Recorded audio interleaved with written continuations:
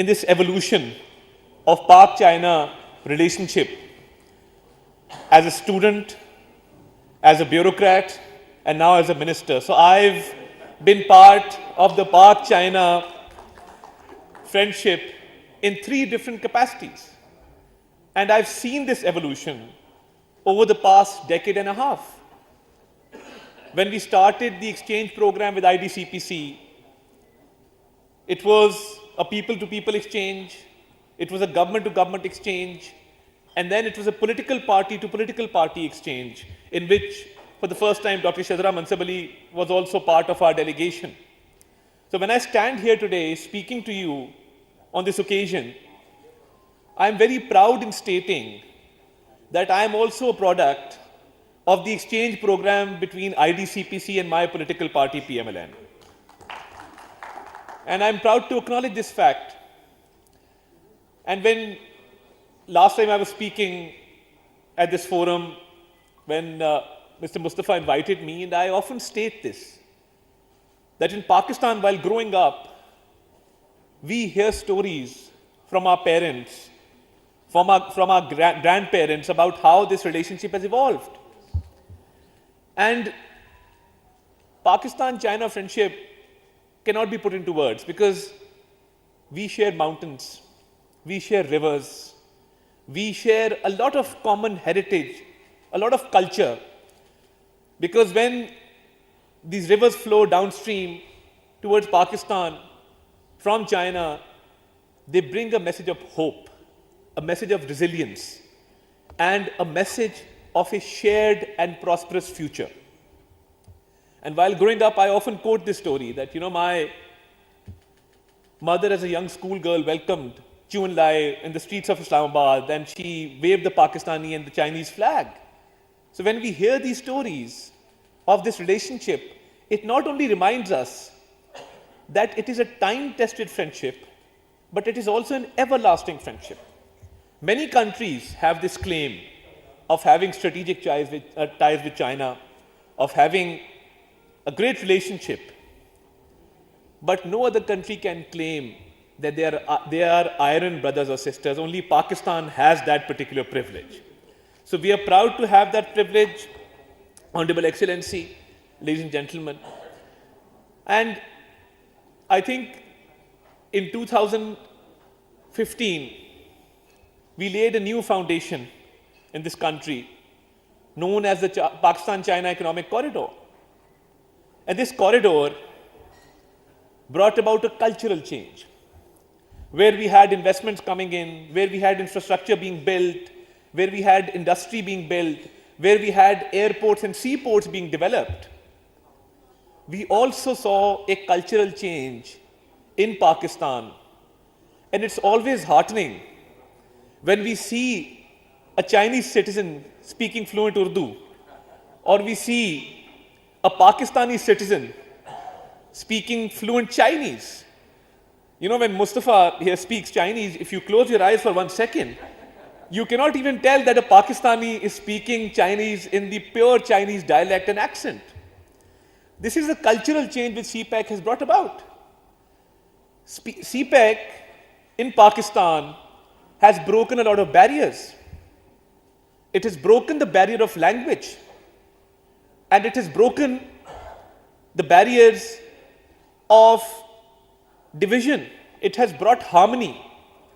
So the Belt and Road Initiative, and CPEC being part of it, where it has brought development, where it has built roads and bridges and ports and industry, it has also built the everlasting bridge of friendship. And this cultural change that we see has now become part of our ethos as we move forward.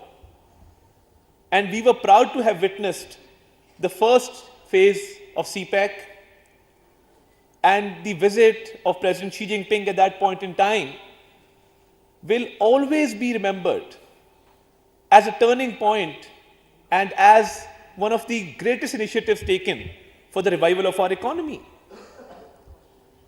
And that visit brought along with it not only the economic benefits which we are reaping today, but also great opportunities for every segment of society in Pakistan. Be it the youth of Pakistan, be it the media of Pakistan, be it the industry of Pakistan. It created employment. And CPEC has only a positive connotation towards it. And as a Pakistani, I believe that when we talk about CPEC, only positivity can be associated with it. When we look at the digital age, and as information minister, I've developed Pakistan's first digital communication department. Why? Because there was no digital footprint. I had to change the rules of business and come up with the first digital communication department. Because the government of Pakistan believed for effective communication, there has to be a digital footprint, there has to be a digital segment. We are moving towards evolution. We've come up with the Digital Pakistan TV as an English Stratcom tool, which is now on the rise. Our viewership is growing, our outreach is growing. And it was my utmost duty to come up with these platforms, because this is not for me, not for my political party, but this is for the state of Pakistan. That whoever becomes information minister after me should have a robust system available to him or her, which can be used as a strategic communication tool to further the state's interests. During the war with India, we saw a lot of misinformation coming in. But that misinformation brought along with it a lot of comic relief as well. So when the Indian media destroyed the port of Lahore or the port of Multan, we really enjoyed that misinformation. And one of my young members, I have a team of Gen Z around me, because this generation, and I often say that, our world is divided into two kinds of people. We have the digital natives and the digital immigrants. So the success of countering misinformation lies in bringing these two communities together. People who are born into technology and people who have adapted technology. And to counter misinformation, we are playing our role. And one of the youngsters came to me during this time and he said, there's a lot of misinformation from the Indian media and they're acting very irresponsibly. And they've banned our YouTube channels in India. And I would like to admire the efforts of our media. Pakistani media acted very, very responsibly.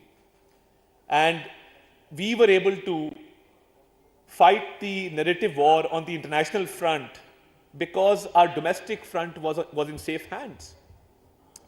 So one of the youngsters came up to me and he said, what we can do is, they've banned our YouTube channels, we can air our content on their YouTube channels. And we came up with an innovation and we were able to successfully load that content within the geographical boundaries of India. Why I've quoted this particular incident is because technology is changing. The art of narrative making is changing. And if you don't change with time, time will change you. And when leaders at the World Economic Forum were asked, which is the biggest challenge of our age, they did not say climate change. They did not say nuclear war. They said misinformation is the biggest challenge of our age.